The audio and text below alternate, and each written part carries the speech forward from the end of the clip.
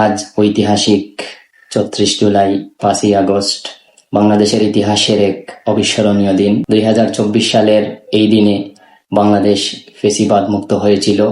স্বৈরশাসক শেখ হাসিনা দেশ থেকে পালাতে বাধ্য হয়েছিল।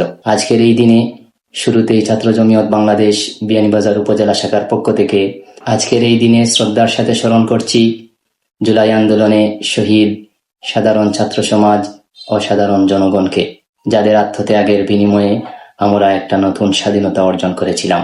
প্রিয় ছাত্র সমাজ, আপনারা অবশ্যই জানেন ২০২৪ সালে যে আন্দোলন শুরু হয়েছিল কোটা সংস্কার আন্দোলন নামে, ১ জুলাই এই আন্দোলন শুরু হলেও ৩৪ জুলাই এই ধারাবাহিক ৩৪ দিনের আন্দোলনে শেষ দিকে এক দফা আন্দোলন তথা স্বৈরশাসকের পদত্যাগের দাবিতে এই আন্দোলন রূপ নেয়।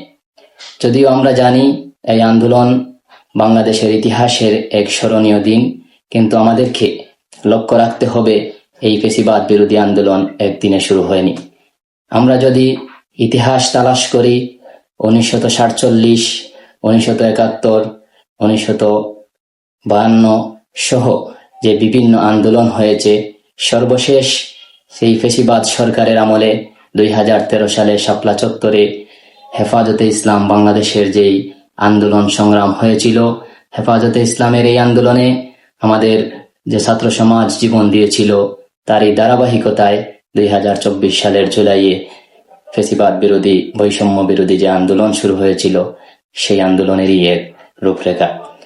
2024 সালের 5ই আগস্ট বাংলাদেশের ইতিহাসের যেই স্মরণীয় দিন আমরা মনে করি, কারণ এই দিনে সকালে যখন চারদিকে উত্তেজনার পারদ, ঠিক তখনই দেশের ছাত্র সমাজ সকল ভয় বাধা উপেক্ষা করে নেমে এসেছিল রাজপথে।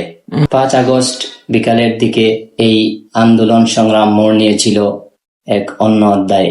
তখন ঢাকার অলিতে গলিতে, সংসদ ভবন, বঙ্গভবন, এমন কোনো অলিগলি ছিল না যেখানে নেমে এসেছিল হাজারো মানুষের দল। রিক্সা চালক থেকে শুরু করে সকল শ্রেণী পেশার মানুষ, গৃহিণী, শিক্ষক, ছাত্র সমাজ, আমাদের খেটে খাওয়া শ্রমিক সহ সকলের অংশগ্রহণ ছিল এই আন্দোলনে।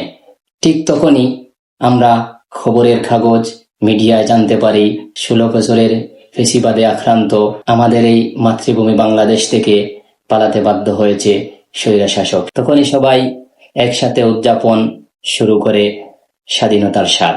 ৩৪ জুলাই কিংবা 5ই আগস্ট এটা শুধু একটি দিন নয়, এটা আমাদের একটি ইতিহাস। এই ইতিহাসকে আমাদের ধারণ করতে হবে। এই ইতিহাস নিয়ে আমাদেরকে আগামী দিনের পথ চলা, আগামী দিনের স্বাধীনতাকে রক্ষা করতে হবে।